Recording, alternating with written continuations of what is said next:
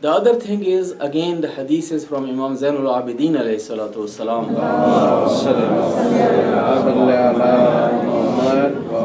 where he says, if I have a choice of staying at home with my wife and with my children and spending time with them, and then the other choice is to go and pray Nawafil in Masjidun Nabi. And we know that how big privilege is to go and pray in Masjidun Nabi. How much more sawab. And this Imam is Imam Zainul Abidin and Sayyidul Sajidin, Imam who loves so much ibadat and so much sajda and so much worship.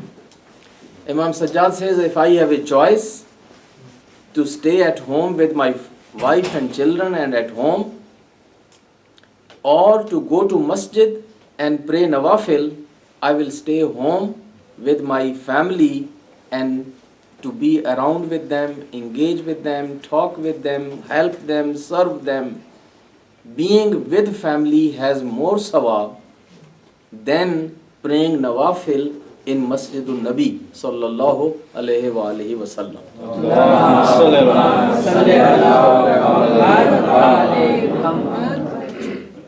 So men cannot make this excuse that we have no job at home.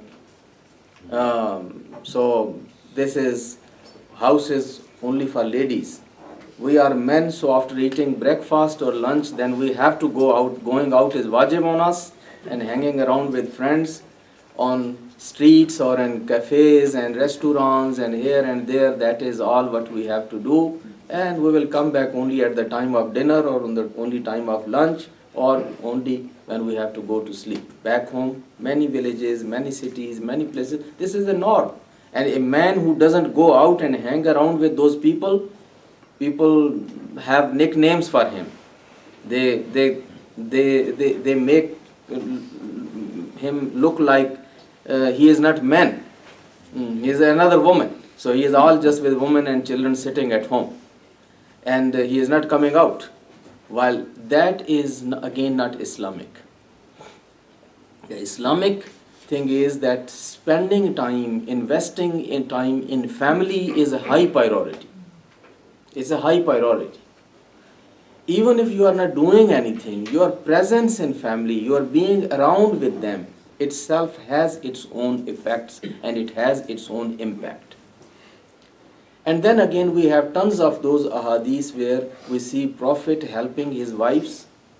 Imam Ali, we have so many examples helping Hazrat Fatima Zahra Salamullah Alayha for cleaning, for cooking, for doing those small tasks at home. So we think these are all Western things, that the Western husbands are helping their wives, and this is something which is modern or this is Western. While we have tons of those ahadiths where Imam Ali doing all these things, helping Hazrat Zahra Salamullah Alayha, and here we don't have to again say, oh, this is just because she was Fatima Zahra. No, we are talking about husband and wife here. We are talking about husband and wife. So Prophet did all these jobs and Imam Ali also did these jobs. Later on, our local cultures made different kind of life for us, and now we have a family style which is our local cultural kind of family lifestyle, but that is not Islamic lifestyle. So being generous, providing them with all what they need, being with them, investing time in family, and then being respectful with them. Respect is more needed than even materialistic support or gifts or those kind of things. Sometimes people are extremely generous and at the same time extremely brutal.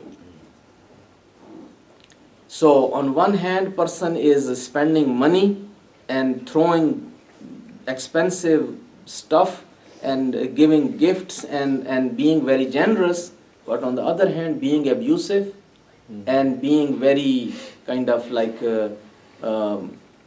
what you call with bad attitude, unkind. That doesn't meaning being kind and being respectful is actually more important than giving those gifts and giving those kind of bouquets of flowers and all that. So if you are respecting them and having a respectful kind of, because that is a basic right of any human being. Even in Quran we see Allah subhanahu wa ta'ala says about respecting the honor, respecting the orphan first, and then says for helping or supporting or taking care of his financial needs. But what an orphan needs first, that is respect. These orphanages and yatim khanas, they give them bread, they give them libas, they give them life there, they give them even education. But most of the products of the orphanage is really not very good product. These people have always problems all along in their life. Those who lived in these orphanages, while their materialistic needs were always provided. But what they are lacking is respect. They were not given respect, they were not given love.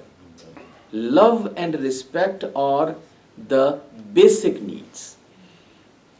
And that is what makes the family actually a family.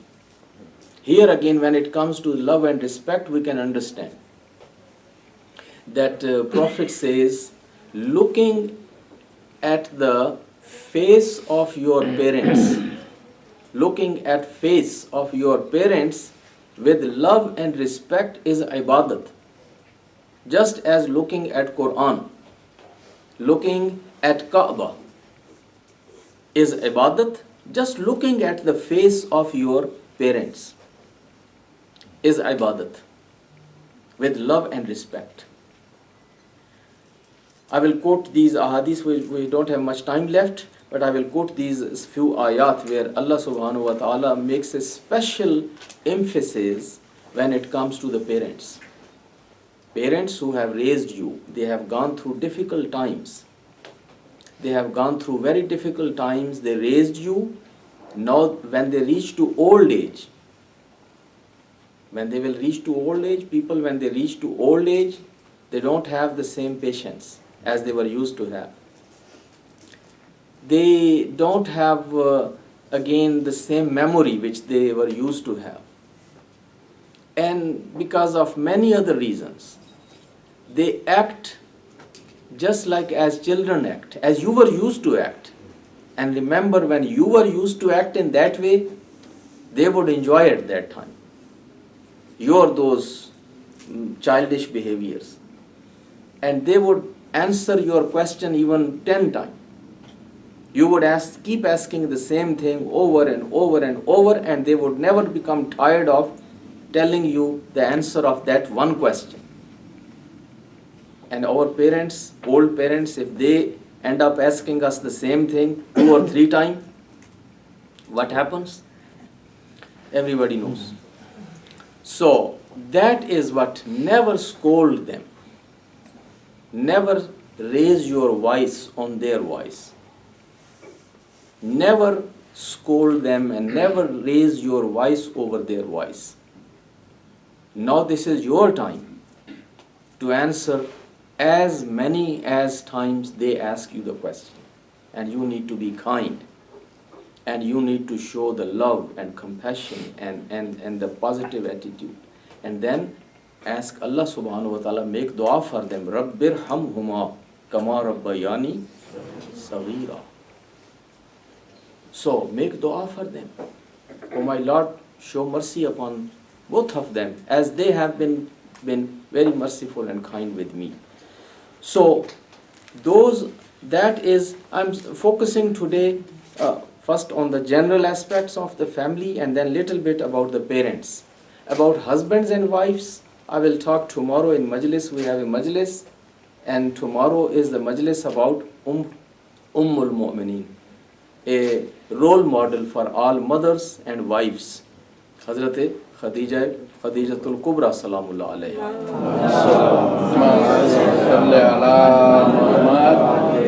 So we will get chance to talk about the role of wives and the husbands, and the role of husband and wife and fathers and mothers. Inshallah, I will try to discuss that tomorrow in a little bit more detail. But today, I thought I should focus on general issues about family and then a little bit about parents. About parents, I will give you at least 2 ayat from Quran, 2 references.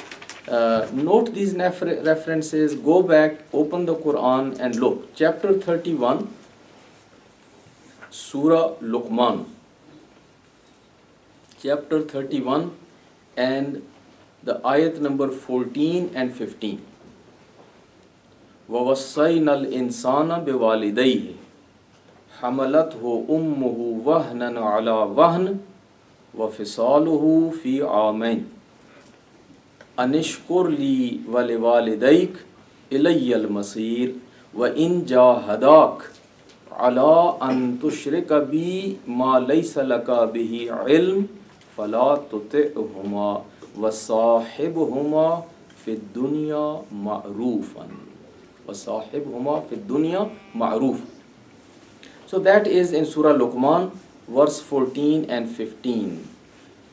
We have made wasiyat and recommendation, or we have ordered, we have mandated insan about his parents. His mother carried him in the time of pregnancy when she would faint, and she would go through the weakness and all that situation, and she has also provided the milk and breastfeeding to the baby for 2 years. That is a big commitment. For 2 years raising a baby and first carrying that baby for 9 months in stomach. Anishkur li wale walidak. Be grateful to me and be grateful to your parents. So Allah subhanahu wa ta'ala is putting parents also next to him. See the order. Grateful to me and then the parents. So parents are next to God. That is the importance. And then because that was the time when parents would ask from their convert sons or daughters to again become mushrik and abandon Islam and become mushrik. Allah says, if they ask you that, you don't have to honor this request, but sahibhuma fi dunya ma'rufa. But still, in the other aspects of life, you need to maintain a very nice and very kind of attitude, even with those mushrik parents. Even if they are mushrik and they are kafir, you still need to be nice and kind and caring son and daughter for them. The next reference is from chapter 17. Chapter 17 and ayat is ayat 23rd and 24. Surah Al-Isra. وَقَضَى رَبُّكَ أَلَّا تَعْبُدُوا إِلَّا إِيَّاهُ وَبِالْوَالِدَيْنِ إِحْسَانًا. And then إِمَّا يَبْلُغَنَّ عِنْدَكَ الْكِبَرَ أَحَدُهُمَا أَوْ كِلَاهُمَا. If one of them or both of them, they reach to old age, and it is very common in old age, then they don't remain same individuals. They will change. Their patience will not remain the same, and they will sometime do things, or sometime they will suggest things which are not, meaning normally the same as they were used to be. But in that situation, فَلَا تَقُلْ لَهُمَا أُفْ. You can't even say uff to them. And there is a hadith from Imam Ja'far as-Sadiq alayhi salatu wassalam, where he says that if there was something less than uff, then Allah would mention that one.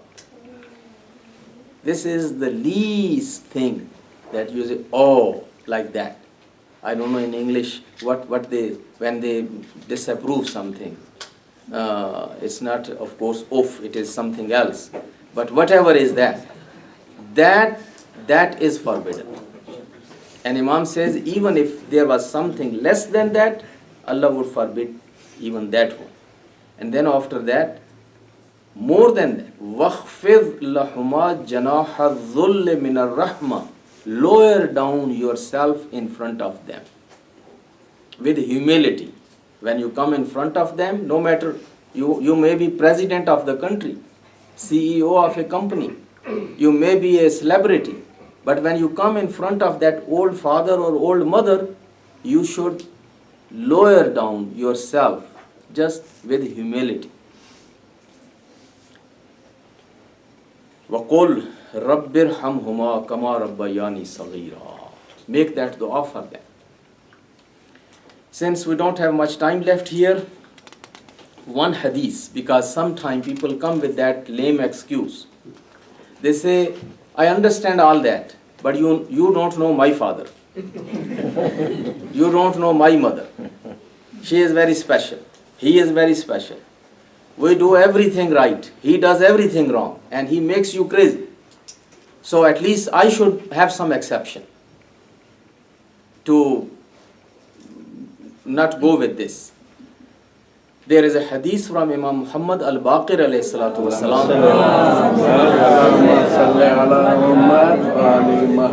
And in the interest of time, I will not read the whole hadith. I will mention only that part which is concerning our subject. And that is, he says that there are three things Allah has mandated or made obligatory upon people without any exception. Without any exception. He says when Adaul Amana, if somebody has put a trust in your hand, you have to return it regardless. The person who had given you this trust, he is good or bad. You cannot make excuse that because the man is bad, so I can keep his amanat. No, he is good or bad, but you have to return amanat. Wal wafa bil ahd lil barri wal fajir. If you had made a pledge or a promise, you have to keep the promise. No matter the person with whom you had made the promise was good or bad. You cannot make the exception. Oh, this person is bad, so I can break my promise with him.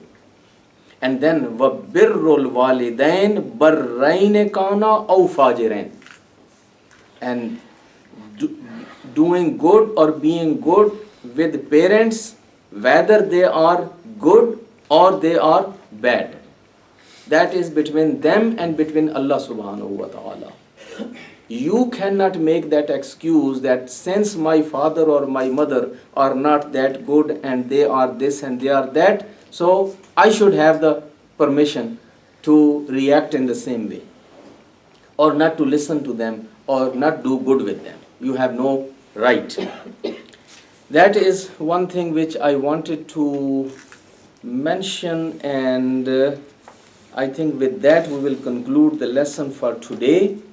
We will inshallah have a little bit more day after tomorrow. Tomorrow we have a majlis where I will talk about mainly the rights of husbands and wives and the role of husbands and wives in family according to the light of Islam. I hope these are again not much new things for you. You have heard always these things. These are reminders, my brothers and sisters. In this best month, when the spirit is ready, when the heart is ready, when the mind is ready, we should listen to these things, try to make notes, make our own resolutions, and from tomorrow we should put these things in practice. If we change, if we improve, then we got the benefit of month of Ramadan. Otherwise, Ramadan is not for hunger strike. Ramadan is not only for depriving us, only for starving, and then going with big plates, with big demands for iftar time, that I need to give me my dinner and give me my lunch also. So, no, be content, because I received a complaint yesterday from ladies area, and I don't have time when we will go over there to make the announcement, but I received some complaints that which really, that's not the culture of Baitul Ilm. Baitul Ilm regulars, they know. But sometime when we get the people who only join us in the month of Ramadan or month of Muharram, then we have these issues. So we need to maintain the discipline. We need to always make the queues. We need to be respectful to the volunteers. And then whatever they give us, I think that's good enough. That's good enough. We should just take it and go and eat. And then if you want to eat more when you go home, so eat whole kitchen. But you don't have to, this second serving, there is no second serving when you have so big crowds. So whatever you take the first time, and then you go and eat. And then coming from the nowhere, passing all the line, I just need to get little bit more. This is my second serving. You people keep standing here in the line, I am going second time. Oh Baba, these people have not even got first time, and you want to go ahead of them second time. That is not again right. We need to live with the spirit of month of Ramadan. Recite a salawat.